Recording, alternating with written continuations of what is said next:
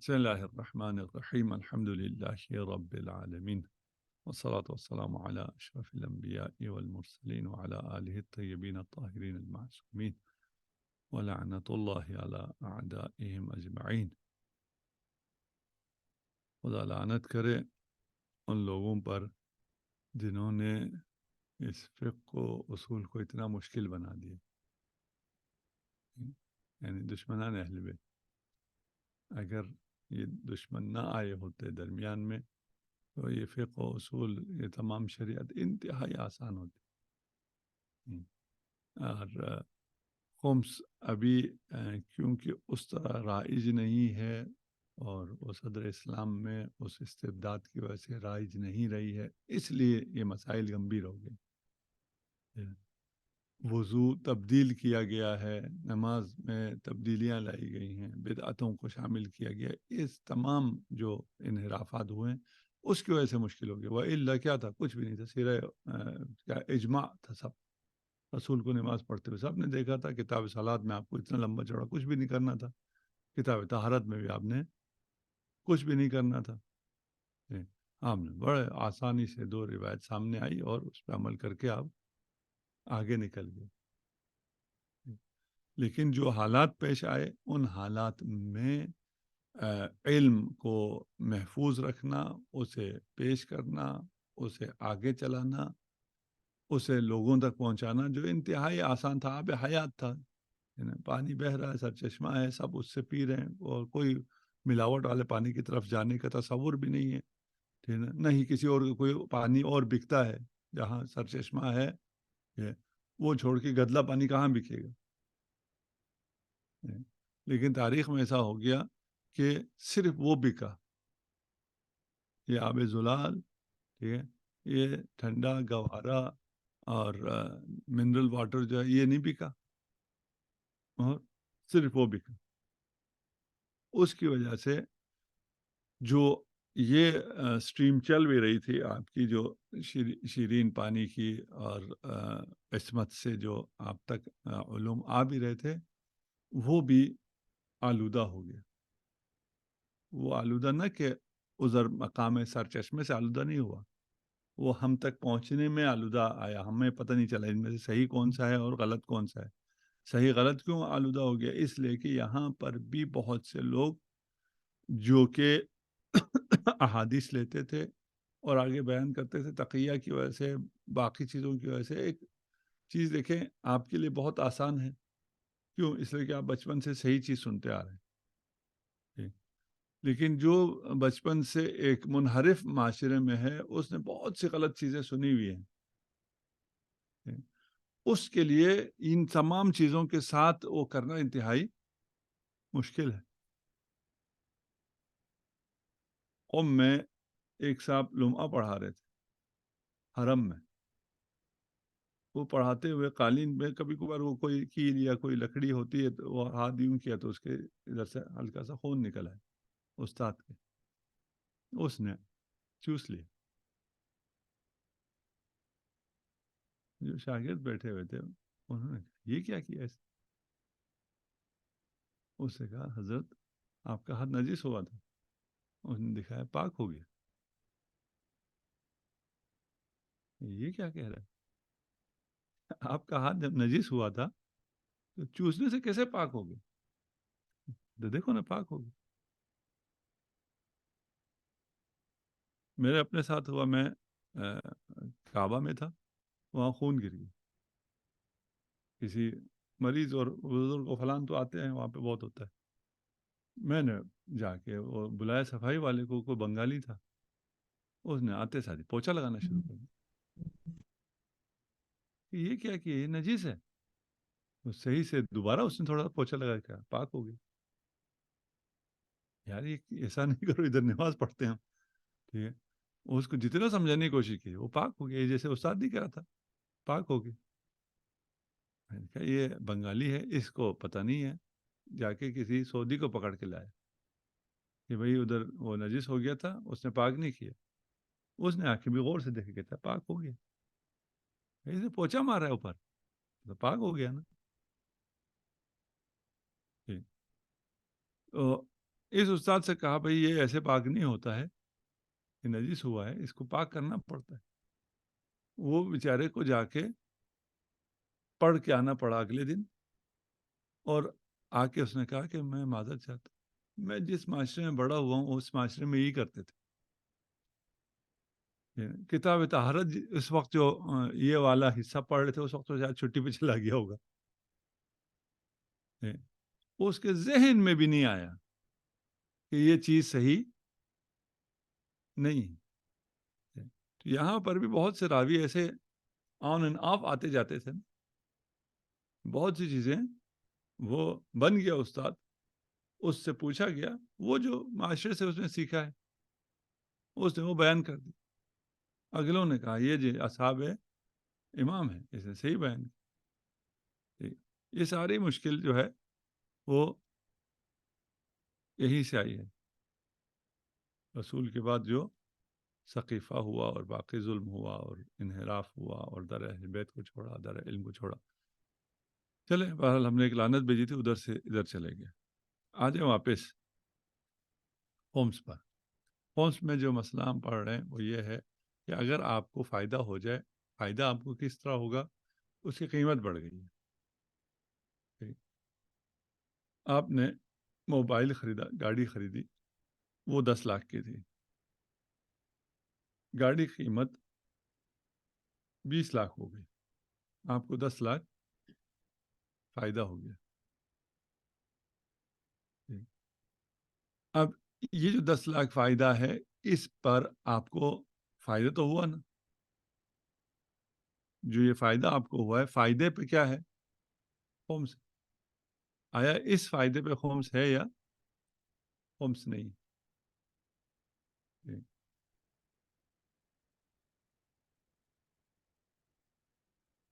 جواب یہ ہے کہ اگر آپ نے ایک گاڑی خریدی اور صرف اس گاڑی کی قیمت اوپر چلی گئی، وہ 10 لاکھ سے 20 لاکھ پہ چلی گئی، پھر تو یہ کیا ہے؟ فائدہ ہے۔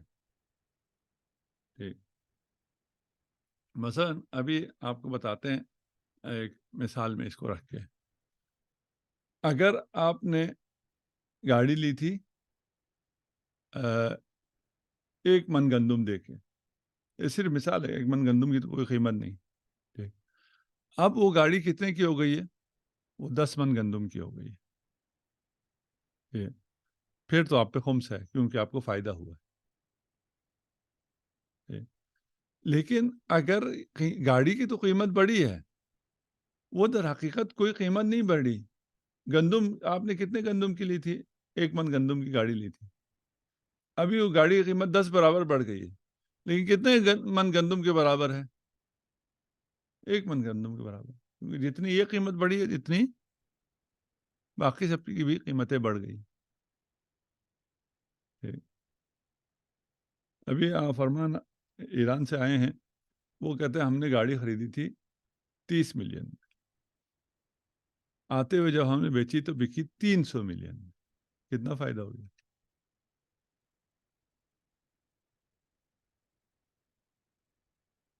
30 ملین کہاں ہے اور 300 ملین کہاں ہے؟ فائدہ ہوا ہے نقصان ہوا ہے ان کو؟ جی فائدہ ہوا، اس میں اتنا سوچنے والی کون سی بات ہے؟ 30 ملین کی چیز اب 300 ملین کی ہو جائے۔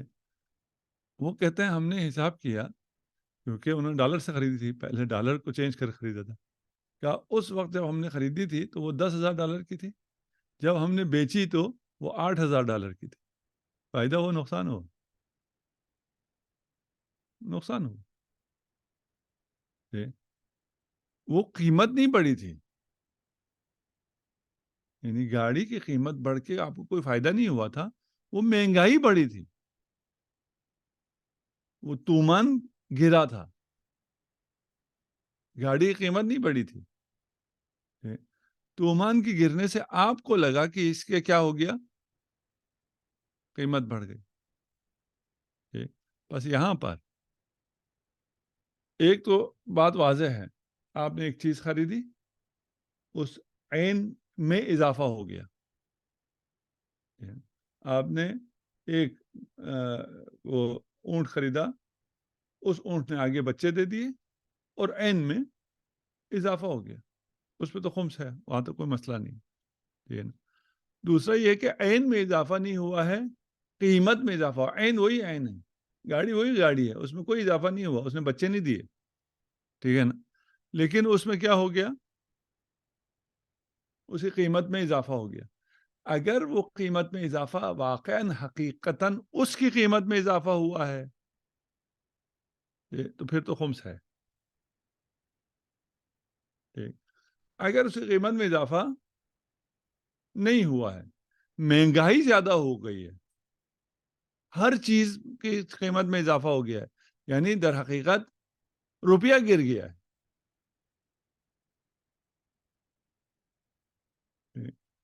مثلا آپ یہاں سے کربلا جانے کے لیے 10 سال پہلے بھی آپ کو $500 دینا پڑتا تھا, ابھی بھی آپ کو $500 دینا پڑتا, لیکن 10 سال پہلے کا $500 آپ کا پتہ نہیں 30,000 روپیہ بنتا تھا, ابھی کا $500 آپ کا 2 لاکھ روپیہ بنتا ہے. یہ سب مثال میں باب مثال کہہ رہا ہوں, اب ریٹ لگا کے آپ نہ کہیں آج یہ اتنا بنتا تھا, ادھر اتنا بنتا تھا, وہ مجھے کوئی نہیں اندازہ, یعنی اندازہ ہے, دقیق نہیں کہہ رہا.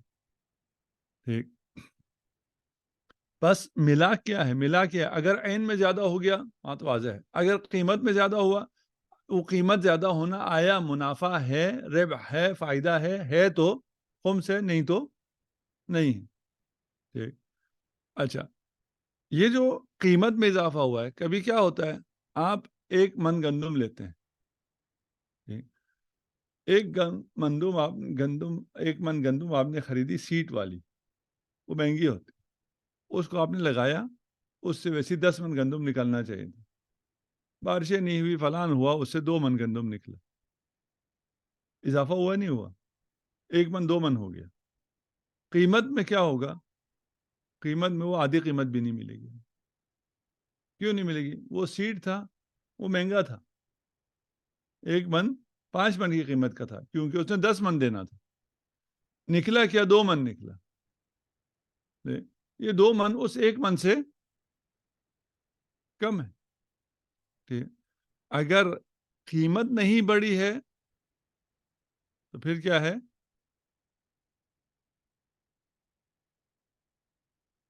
خمس نہیں ہے. ٹھیک ہے, قیمت بڑھی اور فائدہ نہیں ہوا, آپ کا عین بڑا اور فائدہ نہیں ہوا. اصل چیز فائدہ ہے. آپ نے گندم رکھا ہے, اس گندم کو آپ نے سٹور کیا, خریدا اس وقت جب گندم فصل آ رہی تھی, اس وقت وہ 10 من تھا, آپ نے اس وقت نہیں بیچا, اس وقت ریٹ 80 روپے چل رہا ہے. آپ اسے 4 مہینے 6 مہینے رکھ کے بیچیں گے, وہ 4-6 مہینے میں یہ خشک ہو کے وہ جو 10 من تھا اس میں سے 1 من اڑ بھی گیا, 9 من ہو گیا, لیکن قیمت 400 سے 1000 ہو گیا. فائدہ ہوا یا نقصان؟ فائدہ ہو گیا. ٹھیک. بس آپ کو فائدہ ہو تو خمس ہے, فائدہ نہ ہو تو خمس نہیں. ٹھیک. کہاں فائدہ ہوتا ہے, کہاں فائدہ نہیں ہوتا, جہاں پر قیمت بڑی ہے اور وہ قیمتیں سب کی بڑی ہے, مہنگائی بڑی ہے تو پھر فائدہ نہیں. اگر مہنگائی نہیں بڑھی, قیمت بڑھ گئی ہے تو آپ کا کیا ہے, فائدہ ہے, اور آپ وہ کر سکتے ہیں. آپ اس کے بعد یہ جو مال آپ نے لیا جس کی قیمت بڑھ گئی ہے, ہماری بحث وہی ہے نا, آپ نے ایک مال لیا اور اس کی قیمت بازار میں بڑھی ہے, اس میں خود کچھ نہیں بڑھا, اس پہ خمس ہے یا خمس نہیں ہے. ایک دفعہ آپ نے وہ چیز خریدی ہے کس کے لیے, تجارت کرنے کے لیے. آپ نے گاڑی لی ہے, اپنے استعمال کے لیے نہیں لی ہے, آپ نے رینٹ پہ دینے کے لیے گاڑی لی ہے. گھر لیا ہے, خود رہنے کے لیے نہیں لیا, کرائے پہ دینے کے لیے لیا ہے. ٹھیک. جس وقت گاڑی لے رہے تھے وہ 10 لاکھ کی تھی, سال کے دوران وہ گاڑی 20 لاکھ کی ہو گئی. ٹھیک. اس زیادہ پہ خمس ہے یا نہیں ہے؟ اس زیادہ پہ خمس ہے. آپ نے وہ گاڑی نہیں بیچی, پھر بھی خمس ہے, پھر بھی آپ پہ 10 لاکھ کا خمس آ جائے گی. آپ نے 10 لاکھ مخمس پیسے سے خریدا، گاڑی بزنس کے لیے لیا، وہ گاڑی اب ہو گئی 20 لاکھ کی، ٹھیک ہے نا؟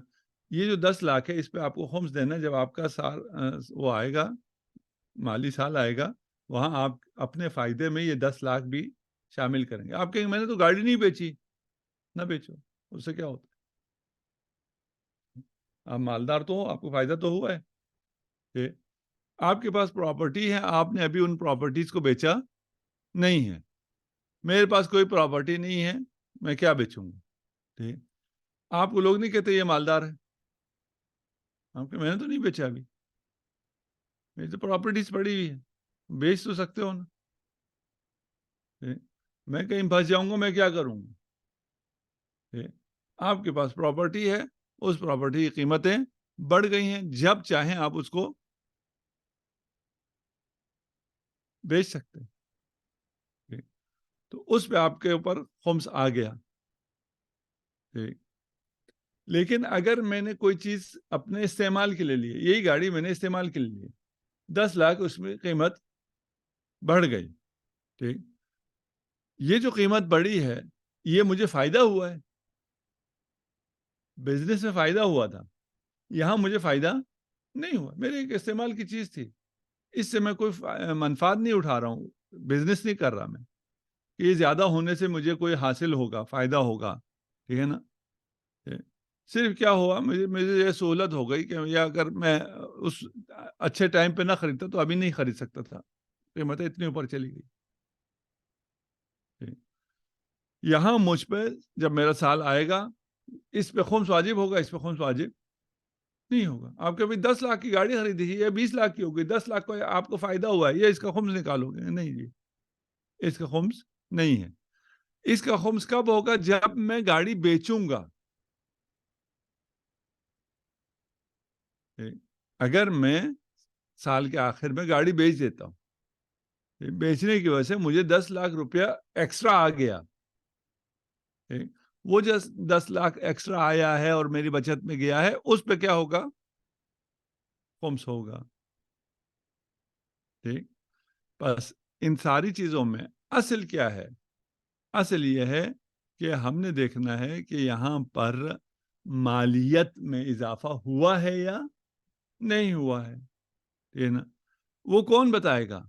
وہ عقلاء بتائیں گے کہ عقلاء کے نزدیک یہ جو قیمت اوپر گئی ہے، اس سے کوئی مالیت میں بھی اضافہ ہوا یا اضافہ نہیں ہوا۔ ٹھیک، یہ مسئلہ حل ہو گیا۔ ٹھیک، مسئلہ کیسے حل ہو گیا؟ ہم کہہ رہے ہیں اگر کسی چیز کی قیمت بازار میں بڑی ہے، وہ اگر فائدہ ہے تو خمس ہے، اگر فائدہ نہیں ہے تو خمس نہیں۔ یہ ایک بات کی تھی۔ دوسری بات ہم نے یہ کی کہ اگر آپ نے ایک چیز خریدی ہے جس کی بازار میں قیمت بڑھ گئی ہے اور وہ فائدہ بھی شمار ہوتی ہے، وہ اگر تجارت کے لیے لی ہے تو اس بڑی ہوئی قیمت پہ خمس ہے، چاہے آپ اس کو بیچیں چاہے آپ اس کو نہ بیچیں۔ لیکن وہی گاڑی آپ نے اگر استعمال کے لیے لی ہے اور قیمت بڑھ گئی ہے، اس پر بیچنے پر خمس ہوگا، نہ بیچے تو خمس نہیں ہے۔ ٹھیک، ہاں۔ اب اگلا مسئلہ کیا ہے؟ اگلا مسئلہ یہ ہے کہ آپ نے ایک عین خریدا تجارت کے لیے، تکسب کے لیے، ایک گاڑی خریدی 10 لاکھ کی، اس گاڑی کی قیمت ہو گئی 50 لاکھ۔ ابھی ڈالر تو اوپر نیچے جو جا رہا ہے، اس کی قیمت ہو گئی تھی 50 لاکھ۔ اس کے بعد حافظ صاحب نے ڈالر نیچے کر دیا ڈنڈے کے زور سے، وہ 50 سے 40 لاکھ ہو گئی۔ مجھے خمس 50 لاکھ پہ دینا ہے یا 40 لاکھ پہ دینا ہے؟ جب سال کا آخر آیا، ٹھیک ہے نا، اس لیے کہ مجھے خمس کس پہ دینا تھا؟ جیسے ہی مجھے منفعت ہوتا ہے مجھے خمس اس وقت واجب ہو جاتا ہے، خمس سال گزرنے کے بعد واجب نہیں ہوتا ہے، خمس وہاں واجب ہوتا ہے۔